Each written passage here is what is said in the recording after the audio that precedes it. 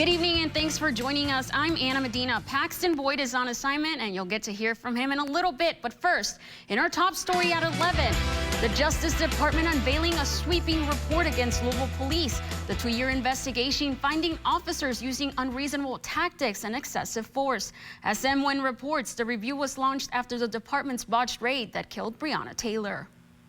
The Justice Department issuing a scathing report on the Louisville Police Department following a 2-year probe launched in the wake of the botched raid that resulted in Breonna Taylor's death. Ms. Taylor's death brought immeasurable pain both to her family and to this community. This conduct is unacceptable. It is heartbreaking.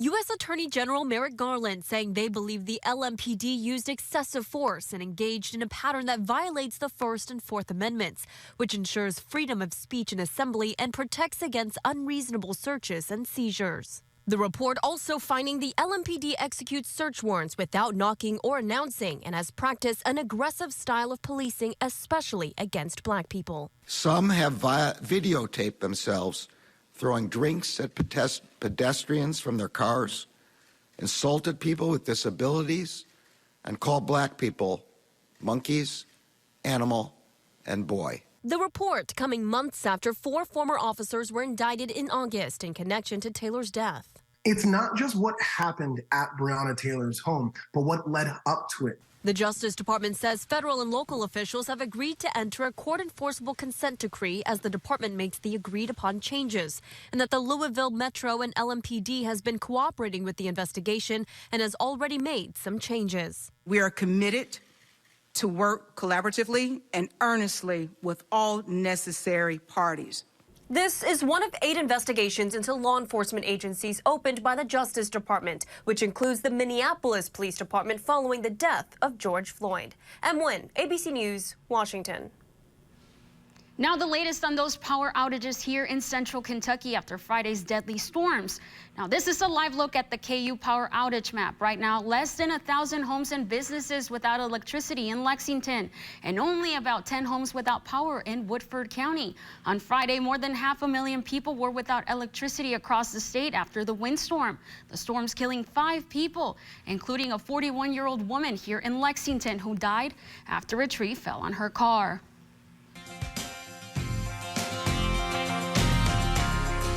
TG, a lot cooler temperatures, and I heard you say that we might need a rain jacket as well? Yeah, absolutely. And that's going to come as we kind of finish out the week here. But it's good that they're, of course, getting the power restored because it was cold this morning and we are set up for another cold start into Thursday. Clouds and that northeast wind holding our temperatures in check this afternoon. We've seen some clearing, but looking back to the west, some additional scattered cloudiness will drift eastward during the overnight. That's not going to keep us from falling down into the 30s where we already are in a number of locations. Our Bluegrass Pace Care, Skyview HD Camera Network, Hicks and Funson, Cam 38 here in Lexington. Winds have lightened up. They're still out of the northeast. Notice most locations upper 30s to low 40s over the next 36 hours. You'll need the jackets in the morning as we're right around the freezing mark. A touch milder tomorrow as that next wave of low pressure moves our direction. I think the rain, especially west and south of Lexington, probably in here by the evening hours. Bulk of it will fall overnight into early Friday. Temperatures cool down. That's a prelude of things to come this weekend. More on that in your 7-day here in just a few. Thank you, TG. Now to Frankfort. A bill to legalize sports betting in Kentucky is moving forward. A House committee approved House Bill 551 earlier today. The bill would legalize, regulate, and tax sports betting in the state. The Kentucky Horse Racing Commission would regulate the industry. The bill now heads to the full House for consideration. Now to an exciting story for UK hockey fans. A few weeks ago, the team received an invitation to the ACHA 2023 National Championships. However, because they're not an NCAA team, they're not funded by the school, meaning if they wanted to go, they would have to raise their own money. Earlier today, I caught up with the general manager who shared with me a big update. So will they be able to go to Boston? Thank you, BBN. But for this year to go to the regional tournament, win it, and get that bid to nationals is definitely an accomplishment for everybody on the team. It's a dream that's been in the works since their last trip to the national championships back in 2008. Oh, I mean, when I got the text message, I was just blown away. I couldn't believe it. I had to read it a couple times just to like let it sink in that we're really there. Like we actually have met our goal. So yeah, it's pretty phenomenal. The Kentucky hockey team has been hard at work, not only qualifying, but also fundraising. With the team not being an NCAA team, they're not funded by the school. Yeah, we've definitely come a long way.